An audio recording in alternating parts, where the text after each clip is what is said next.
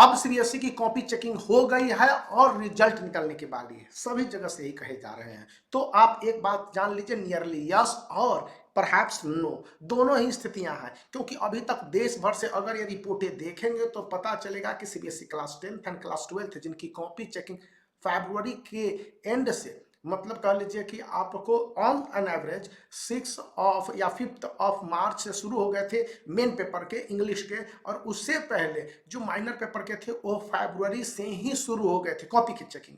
और सीबीएसई ने देश भर में यह टारगेट रखा हुआ था कि 15 ऑफ अप्रैल तक अब वो कॉपी की चेकिंग कर देगा। लेकिन जो रिपोर्ट्स हैं उनमें स्पष्ट रूप से कहा गया है कि देश भर के डिफरेंट सेंटरों पर डिफरेंट असुविधाओं के कारण, जहां पर सीबीएसई क्लास 12th बायोलॉजी में बहुत सारे कम टीचर ने अपना कंट्रीब्यूशन दिया, क्लास 12th मैथमेटिक्स में बहुत कम टीचरों ने कंट्रीब्यूशन दिया, इसके कारण कुछ पेपर की कॉपी चेकिंग अभी बची हुई है, कुछ सब्जेक्ट की कॉपी चेकिंग। ओवरऑल मान लिया जाए तो 90% से ऊपर कॉपी की चेकिंग आज 18 ऑफ अप्रैल के मिड दोपहर 12 पीएम तक कंप्लीट हो चुकी है और बारी है अब इसके रिजल्ट पब्लिकेशन की। मैं ये नहीं कर रहा हूं कि रिजल्ट बनाने की बातें अटकलबाजियां हैं। आप इंडिया टुडे की रिपोर्ट देख लीजिए, और रिजल्ट की एनी टाइम सून, और एनी टाइम सून बहुत ही वेग वर्ड है, लेकिन ये क्यों टर्म आ रहा है? इसलिए कि सीबीएसई की कॉपी चेकिंग देश भर से 15 अप्रैल 2023 तक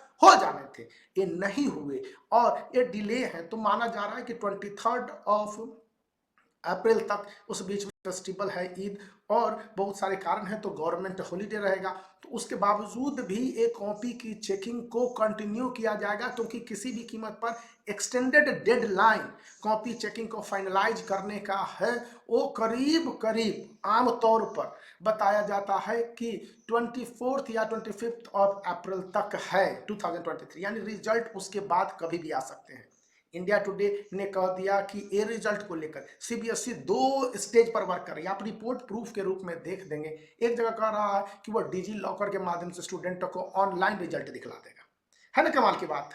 और दूसरी बात बोली जा रही है कि CBSE class 10th and class 12th के रिजल्ट को लेकर काफी कुछ ऑप्टिमिस्टिक है। वो चाहता है कि इसमें थोड़े से वर्क हो। अब कौन कौन से वर्क होंगे? बहुत सारे एग्जामिनर बहुत सारी बातें बता रहे हैं, लेकिन मैं बता दूं मॉडरेशन सीबीएसई करती है। ग्रेस मार्क्स या एक्स्ट्रा मार्क्स अगर मिलेंगे तो किनको मिलेंगे सीबीएसई तय करेगी, वो सेट आधार पर, रिपोर्ट के आधार पर होते हैं। उस पर एक सेपरेट और स्पेशल वीडियो बनाए जा सकते हैं कि किस तरह से किन किन पॉइंट्स पर सीबीएसई कंसीडर करेगी अपने लेवल पर।